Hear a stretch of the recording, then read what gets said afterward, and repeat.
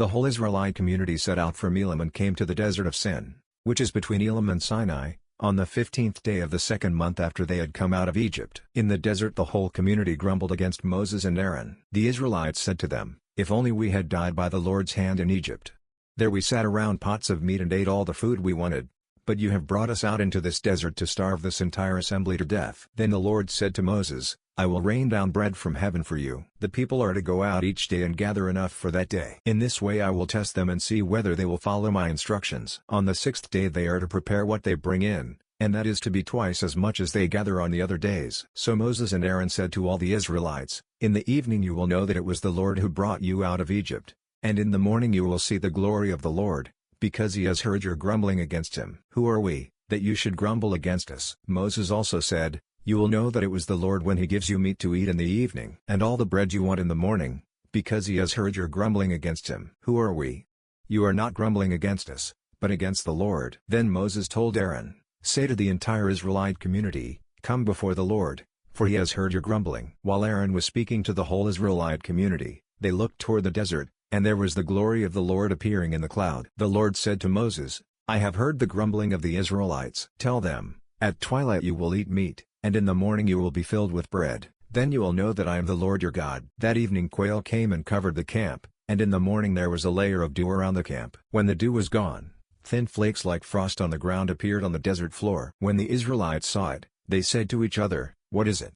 For they did not know what it was. Moses said to them, "It is the bread the Lord has given you to eat. This is what the Lord has commanded. Each one is to gather as much as he needs. Take an omer for each person you have in your tent." The Israelites did as they were told. Some gathered much, some little. And when they measured it by the omer, he who gathered much did not have too much, and he who gathered little did not have too little. Each one gathered as much as he needed. Then Moses said to them, "No one is to keep any of it until morning." However, some of them paid no attention to Moses. They kept part of it until morning, but it was full of maggots and began to smell. So Moses was angry with them. Each morning everyone gathered as much as he needed, and when the sun grew hot, it melted away. On the sixth day, they gathered twice as much, 2 omers for each person, and the leaders of the community came and reported this to Moses. He said to them, "This is what the Lord commanded. Tomorrow is to be a day of rest, a holy Sabbath to the Lord. So bake what you want to bake and boil what you want to boil. Save whatever is left and keep it until morning." So they saved it until morning, as Moses commanded, and it did not stink or get maggots in it. "Eat it today,"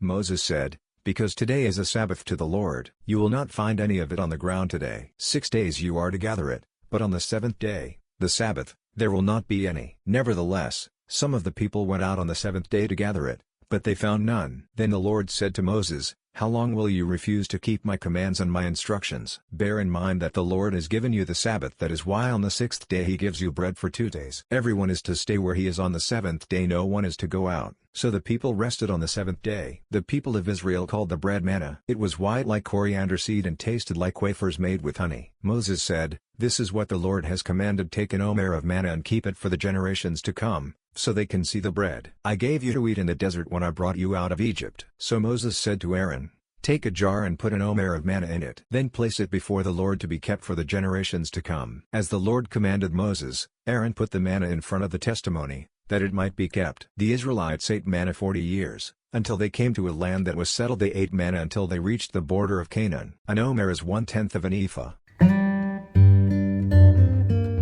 The whole Israelite community set out from the desert of Sin, traveling from place to place as the Lord commanded. They camped at Rephidim, but there was no water for the people to drink. So they quarreled with Moses and said, "Give us water to drink." Moses replied, "Why do you quarrel with me? Why do you put the Lord to the test?" But the people were thirsty for water there, and they grumbled against Moses. They said, "Why did you bring us up out of Egypt to make us and our children and livestock die of thirst?" Then Moses cried out to the Lord, "What am I to do with these people?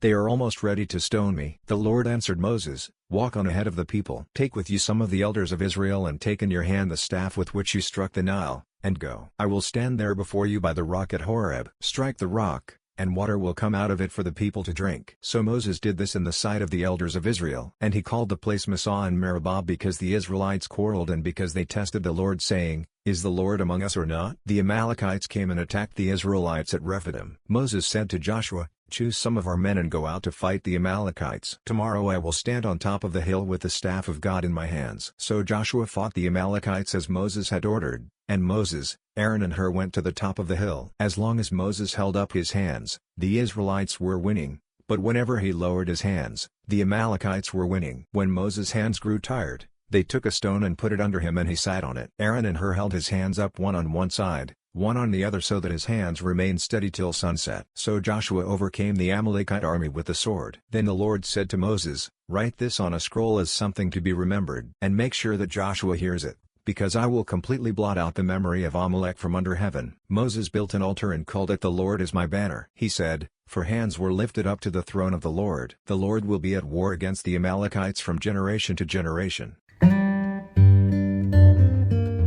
Now Jethro, the priest of Midian and father-in-law of Moses, heard of everything God had done for Moses and for his people Israel, and how the Lord had brought Israel out of Egypt. After Moses had sent away his wife Zipporah, his father-in-law Jethro received her and her 2 sons. One son was named Gershom, for Moses said, "I have become an alien in a foreign land." And the other was named Eliezer, for he said, "My father's God was my helper, he saved me from the sword of Pharaoh." Jethro, Moses' father-in-law, together with Moses' sons and wife, came to him in the desert, where he was camped near the mountain of God. Jethro had sent word to him, "I, your father-in-law Jethro, am coming to you with your wife and her 2 sons." So Moses went out to meet his father-in-law and bowed down and kissed him. They greeted each other and then went into the tent. Moses told his father-in-law about everything the Lord had done to Pharaoh and the Egyptians for Israel's sake, and about all the hardships they had met along the way and how the Lord had saved them. Jethro was delighted to hear about all the good things the Lord had done for Israel in rescuing them from the hand of the Egyptians. He said,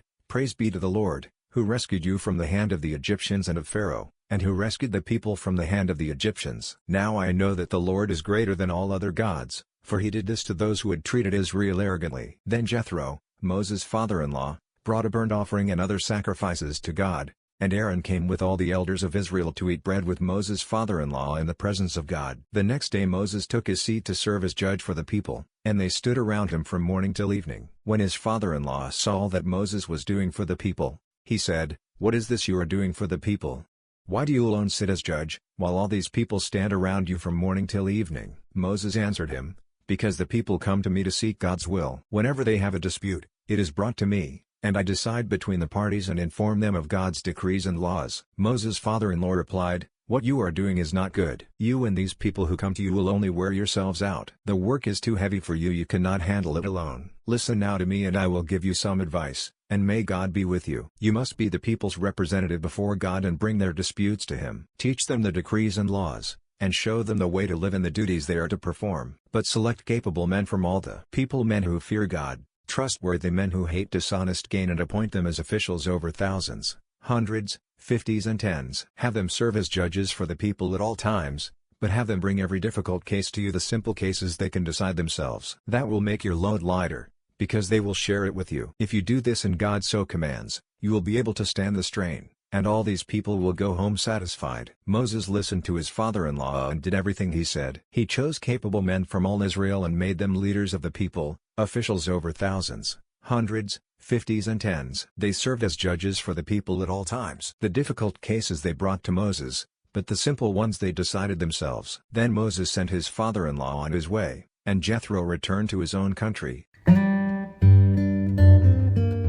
In the 3rd month after the Israelites left Egypt, on the very day they came to the desert of Sinai. After they set out from Rephidim, they entered the desert of Sinai, and Israel camped there in the desert in front of the mountain. Then Moses went up to God, and the Lord called to him from the mountain, and said, "This is what you are to say to the house of Jacob and what you are to tell the people of Israel. You yourselves have seen what I did to Egypt, and how I carried you on eagle's wings and brought you to myself. Now if you obey me fully and keep my covenant, then out of all nations you will be my treasured possession. Although the whole earth is mine, you will be for me a kingdom of priests and a holy nation. These are the words you are to speak to the Israelites." So Moses went back and summoned the elders of the people and set before them all the words the Lord had commanded him to speak. The people all responded together, "We will do everything the Lord has said." So Moses brought their answer back to the Lord. The Lord said to Moses, "I am going to come to you in a dense cloud, so that the people will hear me speaking with you and will always put their trust in you." Then Moses told the Lord what the people had said. And the Lord said to Moses, "Go to the people and consecrate them today and tomorrow. Have them wash their clothes and be ready by the 3rd day,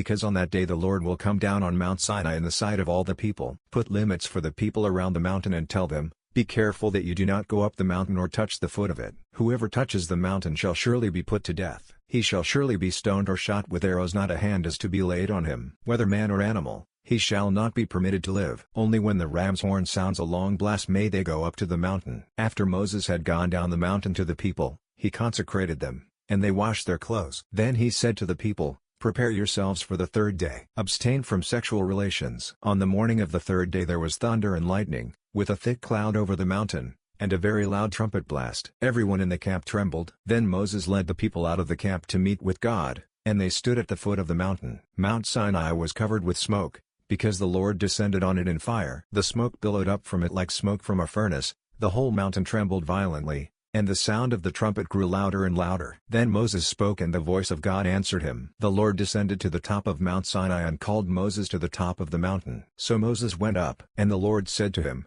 go down and warn the people so they do not force their way through to see the Lord and many of them perish. Even the priests, who approach the Lord, must consecrate themselves, or the Lord will break out against them. Moses said to the Lord, the people cannot come up Mount Sinai, because you yourself warned us. Put limits around the mountain and set it apart as holy. The Lord replied, go down and bring Aaron up with you. But the priests and the people must not force their way through to come up to the Lord, or he will break out against them. So Moses went down to the people and told them.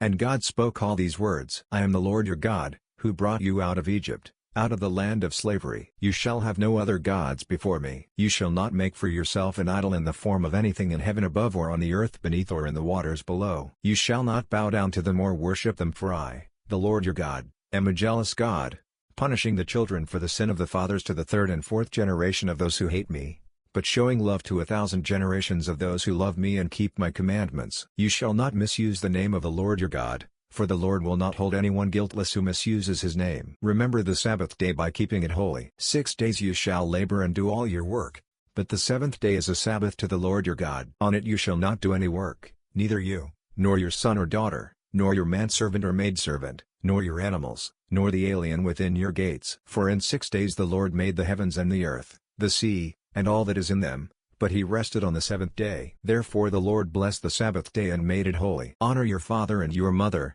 so that you may live long in the land the Lord your God is giving you. You shall not murder. You shall not commit adultery. You shall not steal. You shall not give false testimony against your neighbor. You shall not covet your neighbor's house. You shall not covet your neighbor's wife, or his manservant or maidservant, his ox or donkey, or anything that belongs to your neighbor. When the people saw the thunder and lightning and heard the trumpet and saw the mountain in smoke, they trembled with fear. They stayed at a distance and said to Moses, speak to us yourself and we will listen, but do not have God speak to us or we will die. Moses said to the people, do not be afraid. God has come to test you, so that the fear of God will be with you to keep you from sinning. The people remained at a distance, while Moses approached the thick darkness where God was. Then the Lord said to Moses, tell the Israelites this, you have seen for yourselves that I have spoken to you from heaven. Do not make any gods to be alongside me. Do not make for yourselves gods of silver or gods of gold. Make an altar of earth for me and sacrifice on it your burnt offerings and fellowship offerings, your sheep and goats and your cattle. Wherever I cause my name to be honored, I will come to you and bless you. If you make an altar of stones for me, do not build it with dressed stones,